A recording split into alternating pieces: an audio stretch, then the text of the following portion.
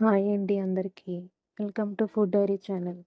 ఈరోజు మేము చూపించబోతున్న వంట బెండకాయ కోడిగుడ్ల పులుసు. ఎప్పుడు ఒకే విధంగా బెండకాయ కాకుండా ఈ కాంబినేషన్తో ఒకసారి ట్రై చేయండి. ఇది రైస్లోకైనా రోటీస్లోకైనా దేనిలో అయినా బాగుంటుందండి. ముందుగా ఉల్లిపాయలు కట్ చేసుకుందాం. మనకు కావాల్సినవి తీసుకోండి. దాని తర్వాత మనకు కావాల్సిన టమాటాలు కూడా కట్ చేసుకుందాం.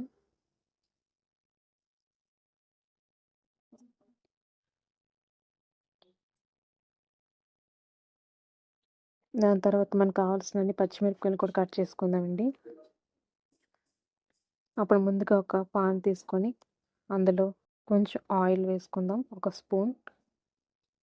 అది కొంచెం వేడెక్కిన తర్వాత లేత బెండకాయలు జిగురు పోయేంత వరకు కూడా ఫ్రై చేద్దాం. కొంచెం కలర్ మారేంత వరకు బెండకాయలు బాగా ఫ్రై చేసుకోండి. కలర్ మారగానే అవి కొంచెం వేరే ప్లేట్లో తీసుకోండి. ఇప్పుడు మళ్ళీ అదే పాన్లో ఒక స్పూన్ ఆయిల్ వేసుకుందాం. అది కొంచెం హీట్ అయిన తర్వాత అందులో కొంచెం ఆవాలు వేసుకుందాం, ఒక స్పూన్ ఆవాలు. చిట్టుపట్లు ఆడుతున్నప్పుడు ఒక స్పూన్ జీలకర్ర వేసుకోండి. దాని తర్వాతగా ముందు కోసి ఉంచుకున్న ఉల్లిపాయలు వేసుకోండి.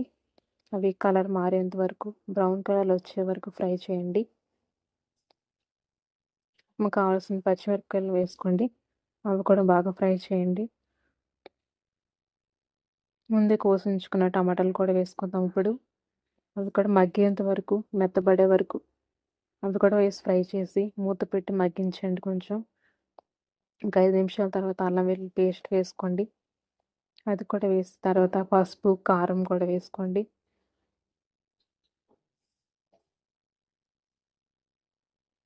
తర్వాత కొంచెం కావాల్సినంత కూరకు సరిపడంత ఉప్పు వేసుకోండి. ధనియాల పొడి కూడా వేసుకుందాం. జీలకర్ర 1 స్పూన్ జీలకర్ర పొడి వేసుకోండి. తర్వాత మసాలా పొడి వేసుకోండి. వేసి బాగా కలిపి మనం ముందే ఫ్రై చేసుకున్న బెండకాయ ముక్కలు వేసుకొని బాగా కలపండి. ఆ మసాలా అంతా బెండకాయ ముక్కలు పట్టే వరకు కూడా కలిపి కొంచెం మనకు కావాల్సినంత వాటర్ పోసుకోండి పులుసులోకి రావడానికి. వేసుకొని ఒక 10 నిమిషాలు మగ్గించండి మూత పెట్టి.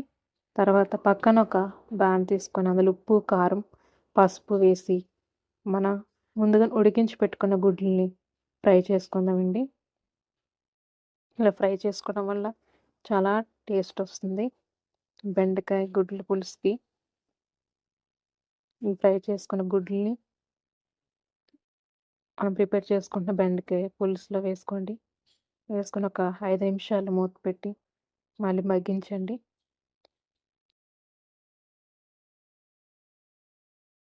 అంతే, ఎంతో టేస్టీగా ఉండే బెండకాయ గుడ్ల పులుసు రెడీ అండి. ఇది దేనిలోకైనా చాలా బాగుంటుంది. రెసిపీ ఒకసారి ట్రై చేయండి. మేమైతే వీక్లీ వన్స్ ఈ రెసిపీ చేసుకుంటాం. Thanks for watching.